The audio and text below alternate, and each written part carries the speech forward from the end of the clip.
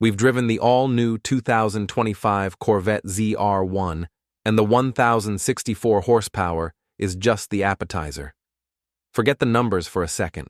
This car isn't just about speed, it's about a twin-turbo V8 scream so intense, it makes the naturally aspirated Z06 sound polite.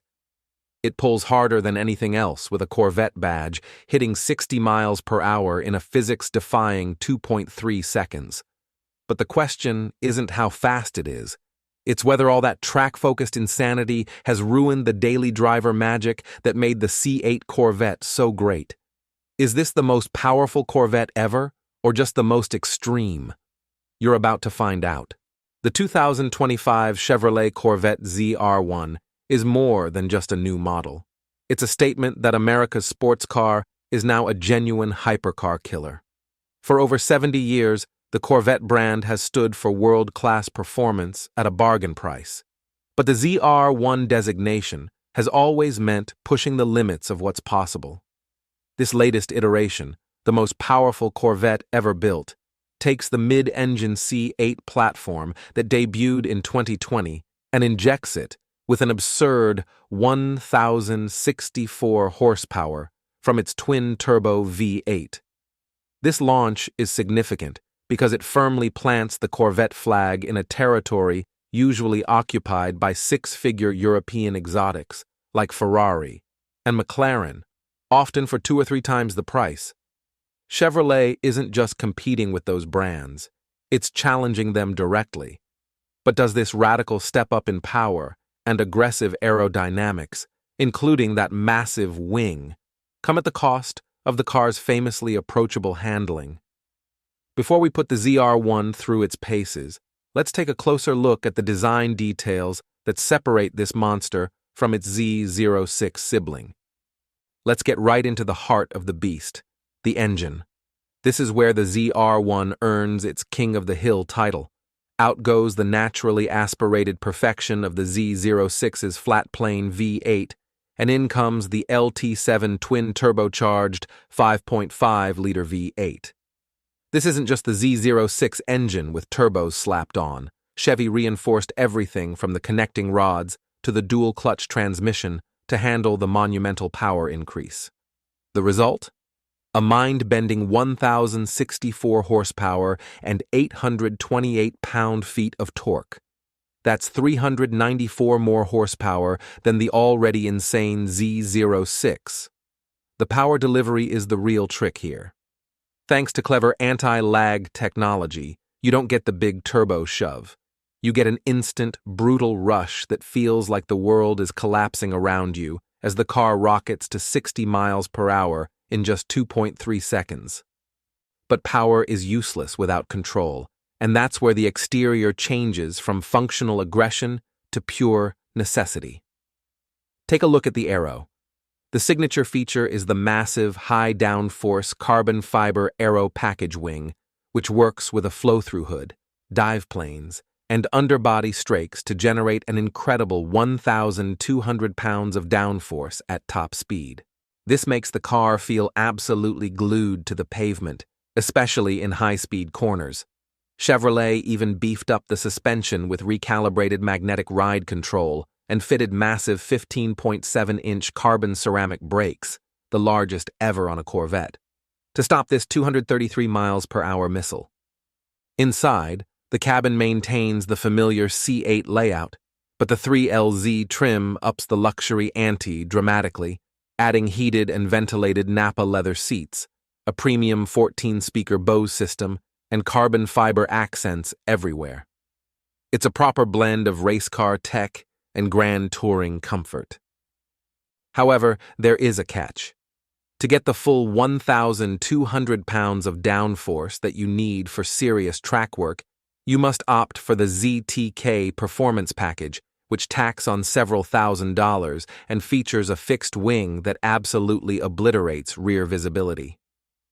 The base ZR1 starts around $174,995, which is an absolute bargain compared to its exotic rivals. But load it up with the essential aero and carbon fiber wheels, and you are easily sailing past the $200,000 mark.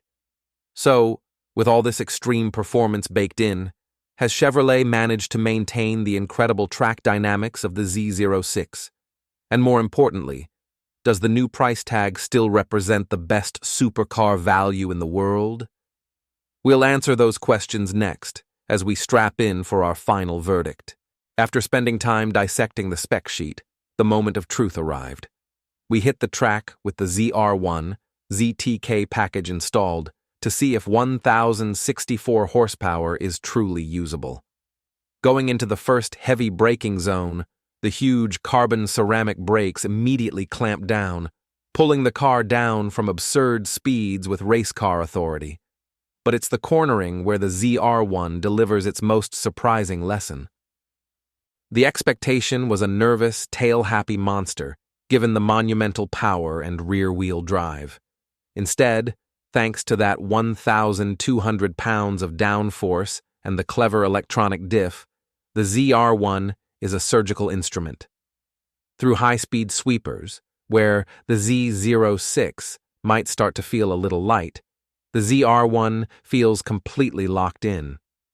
The sheer grip, especially on the aggressive Cup 2R tires, is physically challenging, pushing you into your racing harness as you pull over 1.3 Gs of lateral acceleration. This car doesn't feel like a Corvette. It feels like an earthbound fighter jet. The major turning point came not in outright speed, but in its composure. At the limit, the ZR1 isn't fighting you. It's approachable, thanks to the linear power delivery from the anti-lag turbos. It has taken the explosive power of a hypercar and paired it with the predictable chassis dynamics of a world-class GT racer. But here's the shocker. The only real complaint we found on the track was the fuel economy. The ZR1 demands attention, gulping down fuel at a rate that will have you pitting every few laps. This isn't a flaw, it's just the tax you pay for being strapped to a rocket. Chevrolet set out to build an American hypercar, and they haven't just succeeded. They've created the fastest, most composed rear-wheel drive production car we've ever tested. Now the real question, is this $200,000 track monster too much car for the road? The 2025 Chevrolet Corvette ZR1 is unequivocally the new king of the hill. The final verdict is that Chevrolet didn't just meet expectations, they shattered the concept of what a $200,000 car is supposed to be. The biggest pro is the fusion of hypercar power, 1,064 horsepower, with an approachable chassis. This is a car that launches to 60 miles per hour in 2.3 seconds, yet remains remarkably predictable at triple-digit speeds, thanks to its military-grade aerodynamics and sophisticated magneto-rheological suspension. The con, however, is the price of that performance. Fully optioned, you're well over $200,000, and its intense thirst for premium fuel means frequent, expensive stops. It's a track toy first and a road car second. So, who is this for? The Z06 remains the perfect, high-revving track car for the pure driving enthusiast who values sound and feel over outright power.